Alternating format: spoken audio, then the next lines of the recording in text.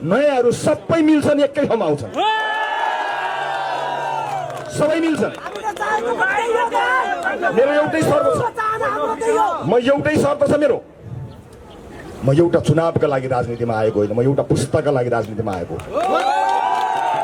यहाँ सिङ्गो पुस्ताको भविष्य खरानी भएको छ, देशका संरचनाहरू जले खरानी भए भन्ने कुरा गरिएको छ। जो खरानी भयो त्यो त बन्ला, तर तपाईँ हाम्रो सपना 35 वर्षदेखि खरानी भएको छ, त्यसको हिसाब कसले गर्ने? त्यो सपना पुरा गर्नको निमित्त चाहिँ सबै मिल्न तयार छ। त्यो सपना पुरा गर्ने हो भने मिल्ने, यिनलाई हराउन मिल्न पर्दैन, देशलाई जिताउन मिल्ने, गिरेको आत्मविश्वासलाई उच्च बनाउनको लागि मिल्ने, देशलाई नयाँ बाटोमा लिएर जानका लागि मिल्ने एउटा दुईटा चुनावको कुरा छैन साथी हो, सिङ्गो पुस्ताको कुरा छ।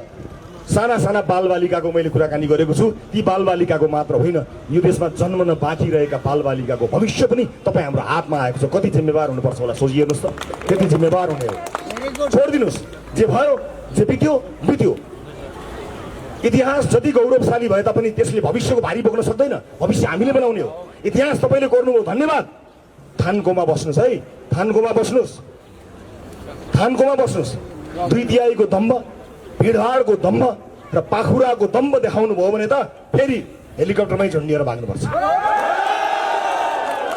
तर नयाँ पुस्ताको आवाजलाई सम्मान गरेर, नयाँ पुस्तालाई साथमा लिएर, नयाँ पुस्ताले देखाएको यो विद्रोहको ज्वालालाई सम्झिएर, सम्मान गरेर, हातेमालो गरेर, साथ दिएर, अपमानित नगरिकन अगाडि बढ्ने हो भने हामी सँगै यो देशको समृद्धिको बाटो गर्न सक्छौँ। यो एउटा दुईटा मान्छेले गर्न सक्ने होइन, एउटा दुईटा मान्छेले पार लगाउने विषय होइन, सबै मिल्नुपर्छ।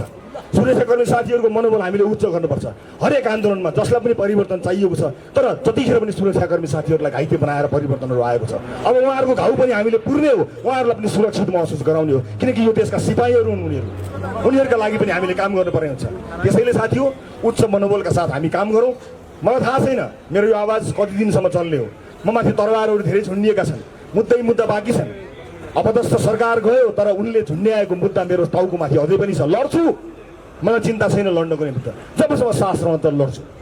तर तपाईँहरूको साथ चाहिन्छ, मलाई व्यक्तिगत रूपमा चाहिँदैन। मेरो केही माग मुद्दै छैन, मेरो व्यक्तिगत माग केही पनि छैन। मेरो माग त यो पुस्ताका लागि हो। संसदमा हामीले 101 मान्छे लिएर गयौँ, निदाउँथे मान्छे संसदमा, एउटा बजेट भाषण तै विषय हेर्थे मान्छेले, तर संसदको हरेक सेसन नेपाली जनताले आँखा झिमिक्क नगरिकन हेर्ने बनायो रासोपाले, लग्यो चेन्जी। संसदलाई संसद जस्तो बनायो नि, अब सरकारलाई सरकार जस्तो रासोपाले बनाउँछ, चिन्ता नगर्नुहोस्, सबै मिलेर।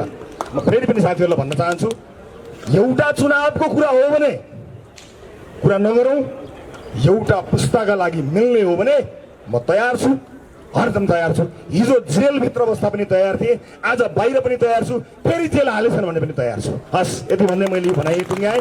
यहाँहरू सबैलाई धेरै धेरै धन्यवाद। हस्।